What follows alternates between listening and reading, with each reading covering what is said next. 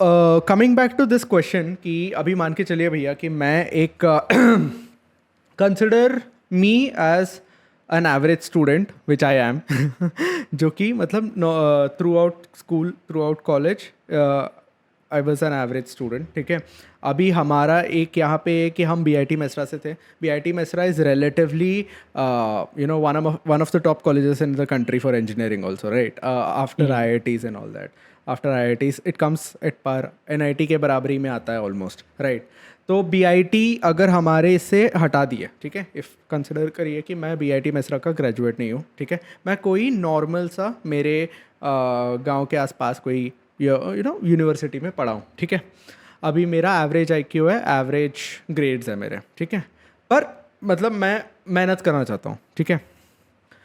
अभी कैट जब मैं दे रहा हूँ, ठीक है, ऑफ कोर्स मेरे को बहुत सारे चैलेंजेस आएंगे, ठीक है, बहुत सारी चीज़ें, जैसे इंग्लिश एक बैरियर आ सकता है मेरे को, ठीक है, इंग्लिश में मेरे को दिक्कत हो सकती है। इन जनरल अगर एक और लेयर ऐड कर देंगे इसमें कि अगर मान के चलिए कि मैं नॉन इंजीनियरिंग बैकग्राउंड से हूँ तो मेरे को मैथ्स में भी डिफ़िकल्टी मतलब दिक्कत होगी, राइट। तो जब आप प्रिपेयर कर रहे थे, आपने मुझे बताया था कि जब आपकी तैयारी चल रही थी तो आप एक फुल टाइम नौकरी कर रहे थे, जॉब कर रहे थे, जो कि लेट नाइट शिफ्ट होता था, तो मतलब आपको रात को पूरा काम करना पड़ता था। ऑफ कोर्स दिन में कुछ टाइम तो आपको सोना पड़ता था, और बचा कुचा टाइम में आप प्रिपरेशन भी काटते थे। और ये पूरा जर्नी आपका कितना ड्यूरेशन तक था कैट का प्रिपरेशन? स्टार्टेड जून में स्टार्ट हुआ था, तो ऑलमोस्ट 5-6 महीने। 6 महीने आपने लगातार प्रिपेयर किया ऐसे, तो बहुत ऐसा स्केड्यूल भी, मतलब बहुत हेक्टिक स्केड्यूल आपने फॉलो किया होगा। तो जब भी आपको ऐसे, जैसे आपने बताया था ना कि जब भी आपको डीमोटिवेटेड फील होते थे, या जब भी आपको ऐसा लगता था कि यार मतलब लग गए हमारे, अभी कैसे होगा प्रिपेयर, मतलब इतना कुछ करना है, इतना कम टाइम है, तो मैं कैसे करूँ, कैसे मैनेज करूँ? तो what is one thing that helped you sort of be very positive in such a situation? वैसा सिचुएशन बहुत सारे लोग को, बहुत सारे इसमें आते हैं, तो आपको क्या चीज़, आई एम श्योर आपको भी आए होंगे, तो आपको क्या चीज़ ऐसा हेल्प किया जो कि शायद किसी और बच्चे को हेल्प कर रही है?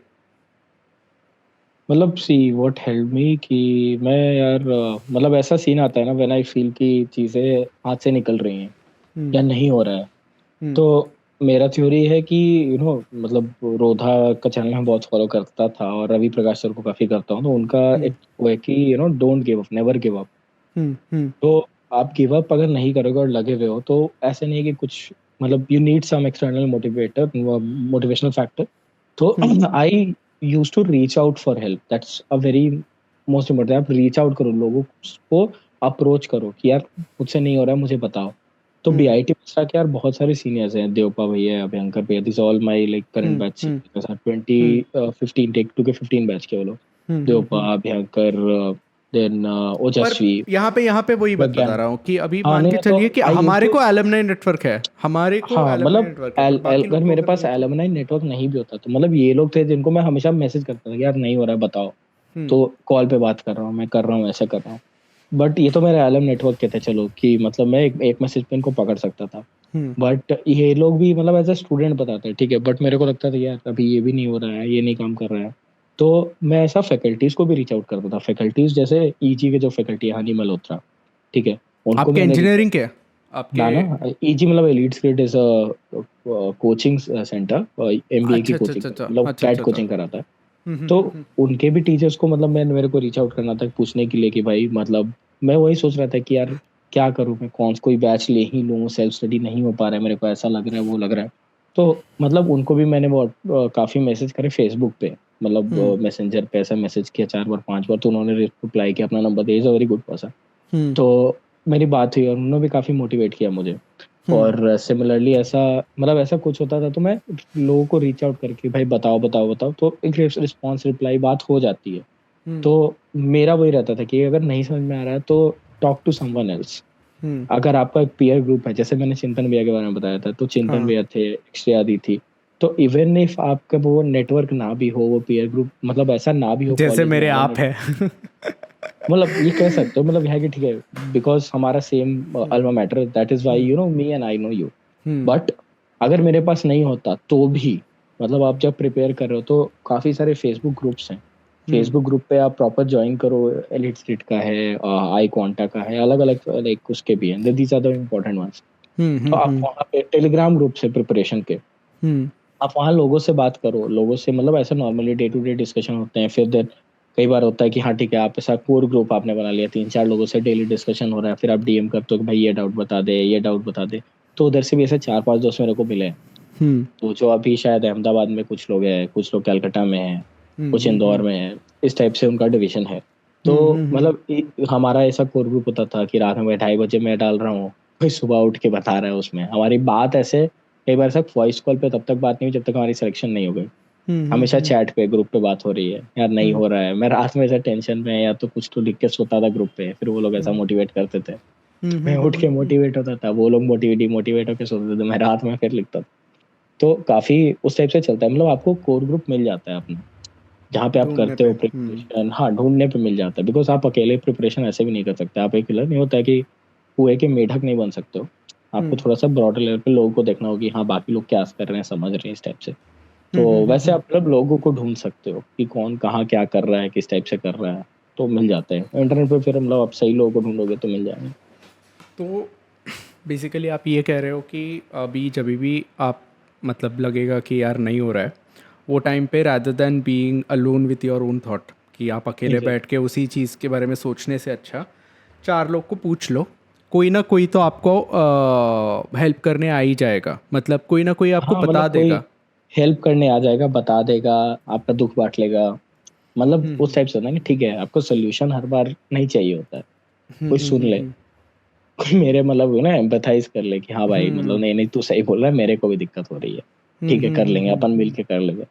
तो चिंतन में ये सब वो के मेरे साथ वो होता है है भाई ना अपन। भैया कि मतलब अगर आप कोई ऐसे सी में एक बोट में फंसे हो, या कोई आप ऐसे जंगल में अकेले फंसे हो, जस्ट टू नो दैट कि someone is also along with you, वो थोड़ा हाँ सा तो ऐसा, यू गेट स्ट्रेंथ मिलता है काफी। हाँ कि चलो भाई 2 लोग हैं, फिगर आउट कर लेंगे, कुछ ना कुछ कर लेंगे बोल के, तो वो थोड़ा सा एग्जैक्टली। हौसला मिल जाता है लोगों को। तो ये बहुत प्रैक्टिकल वे है टू गो अबाउट थिंग्स, ताकि आप ज़्यादा डिस्ट्रैक्ट ना हो, ना आप हाँ उस चीज़ में इतना ज़्यादा डवेल हो। एंड ऑल्सो थिंग जैसा तुमने पहले पार्ट ऑफ द उसमें कवर किया था कि if someone is an average student, average IQ and stuff and stuff. तो मेरे हिसाब से देखो, दिस चीज इज की कैट का एग्जाम या कोई भी एग्जाम में it's more about the hard work that you put in. जितना आप मेहनत करोगे वो इम्पोर्टेंट है। टैलेंटेड लोग हैं, और इस बात पे डिस्कशन मेरी कुछ दिन पहले लाइक कॉलेज के लास्ट डे पे कॉन्वोकेशन के बाद एक ग्रुप ऑफ फ्रेंड्स में हम बैठे थे, तो इसी चीज पे डिस्कशन हो रही थी। हमारे ग्रुप पे एक बंदा बैठा था, he had a 99.9798 type of thing. तो 99.7। 9798 इस टाइप से, यानी अल्ट्रा माँ जीनियस। माँ कसम, हाँ। तो तो भी वो मतलब उसने एक भी मॉक नहीं दिया था, उसने कुछ वो गया एग्जाम दिया सीधे 99। तो वी वर ये डिस्कसिंग, या तो आपके पास एकदम ऐसा बहुत गजब टैलेंट हो, ऐसा बट क्रेजी आईक्यू बैच है। में वैसे हाँ, तो वैसे 600 में 1-2 लोग ही होते हैं जो हाँ। हमारे मतलब ऐसा 600 या 570 का ग्रुप है ओवरऑल। उसमें 1-2 ही लोग हैं ऐसे जो बहुत ही वो है। बाकी लोग जिन्होंने लाया they did hard work for that, उन्होंने स्ट्रेटेजाइज करना पड़ा कि हाँ ठीक है इतने मिनट ही है, इतने मिनट ही है, ऐसा मिनट ही है। तो वो बहुत टैलेंटेड स्टफ नहीं है। जब हार्डवर्क आप डालते हो कि ठीक है आप स्ट्रैटेजी में टाइम लगा रहे हो, मॉक्स देने में लगा रहे हो, चीज़ों को पढ़ने में लगा रहे हो, तो आप आराम से कर लोगे। क्योंकि हमने क्लास 10 तक की पढ़ाई करी है, इरिस्पेक्टिव ऑफ हमारा बोर्ड क्या है, वो क्या मतलब सब्जेक्ट का, लैंग्वेज क्या है, इन सब चीज़ों के अलावा हमें 10 तक जो पढ़ा है वो काफ़ी काम आता है मैथ्स में। अगर आप मैथ्स बैकग्राउंड के भी नहीं है तो 10 तक मैथ्स कंपल्सरीली आई थिंक हर जगह पढ़ाते हैं। हाँ तो हाँ।